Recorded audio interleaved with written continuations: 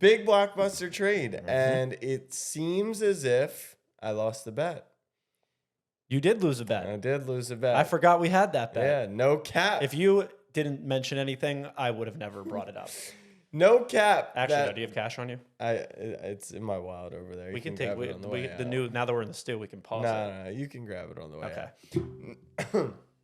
Bears said no cap. We're not capping that Justin Fields is our quarterback, and they elected to trade the first overall pick in the 2023 NFL draft to the Carolina Panthers. The Panthers gave them pick number 9, pick 61, next year's first round pick, 2025 second round pick, and DJ Moore for the first overall pick.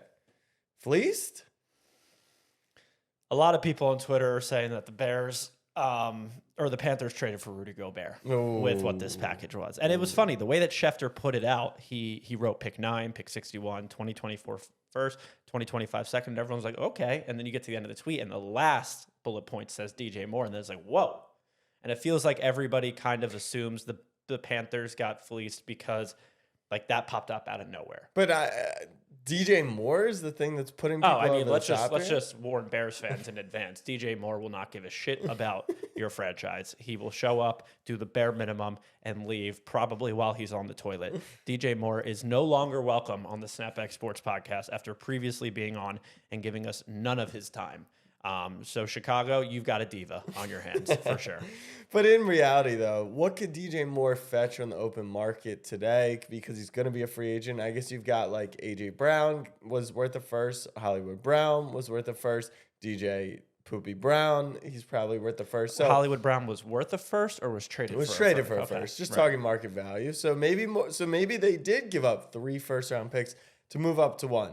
The reason why I think the majority of people are saying they got fleeced is because there's no clear generational number 1 here. Right. It's not like you traded for a guy. You seem to have traded for someone that isn't a consensus one. You traded 2 firsts, 2 seconds, and DJ Moore for the opportunity to fuck this up. So what's interesting about all of this is that Underdog Fantasy actually has a little bit of interaction here. So Inside info? Potentially. So good inside info, potentially. So Josh McCown. Are you telling me we can source something? We don't have anything to go on. We'll discuss. So, when do we ever have anything to go on? So Josh McCown did a podcast with Underdog Fantasy's Josh Norris. Okay. They were about 4 episodes in, but in one of the episodes, that's not true. They were probably 10 in. In one of the episodes, it's Josh McCown breaking down all the QB's game tape from college going into the NFL draft. Well, Josh McCown gets hired to be the quarterback's coach for the Carolina Panthers. So, does Josh McCown make the final call here? Of course not. There's people up top. But it would be peculiar for them to bring in someone like Josh McCown. And after going through all the tape, Josh McCown was obsessed with one of the quarterbacks. Who do you think it was? CJ Stroud. That's correct. And so CJ Stroud has now risen. I don't know if it's a correlation between the McCown hiring or just these are because people actually believe the Panthers want him. But CJ Stroud is now the overwhelming favorite, minus 250 to go first overall. But the inside info comes from my friend Josh Norris, where I said, I know McCown's obsessed with him, but like, is this locked in? Because at the time it was minus 150. I was like, I could, train ride to Jersey really quickly. Right. He said, don't believe the hype. Don't believe that it's guaranteed. Now, I think Stroud is the proper favorite. It seems like that's the path they're going to go, but don't think that it's locked in. So maybe there's some value at other places. And the last thought is, if you're going to trade all this, and I said this on a separate podcast, sorry, I was cheating on you with some Cleveland podcast, but You love Cleveland. it's my favorite city. If you're going to trade all that, are you really playing it safe? No, you got to think Stroud's this superstar quarterback, or you're going for Anthony Richardson. AR's got to be the pick, man. You have to. AR's got to be the pick. And that's the thing, right? Is there's no clear consensus number 1 this year. It feels like if you're 1, 2, or 3 and you get any of these guys, you're picking out of a hat, and it's who can develop them. And coincidentally, these teams that are drafting at the top of the draft suck at developing quarterbacks. Right. That's why they're at the top of the draft. There's a reason that they're there. I think the most interesting part about this trade is that DJ Moore, put our bias aside and how he's a scumbag, is really good and has never really had that like really good quarterback to pair him with and has still been productive.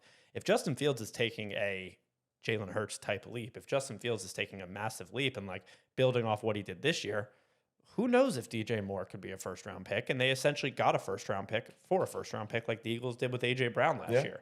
He's not AJ Brown, but maybe he can be a wide receiver 1. It just, you know what is the kicker in all of this is that the Bears just traded like the 33rd pick for Chase Claypool as well. And he absolutely stinks. Is that true? I just said it.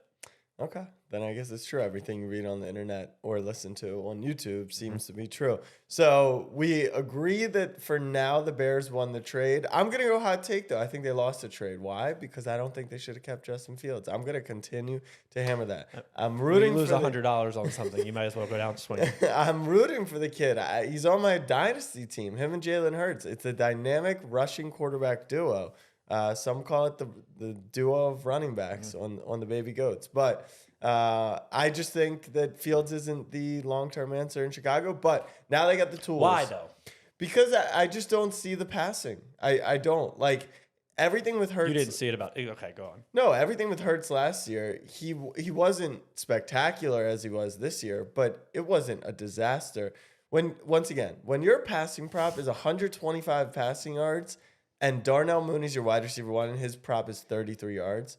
That's scary hours. That's he's a running back jokes, not 212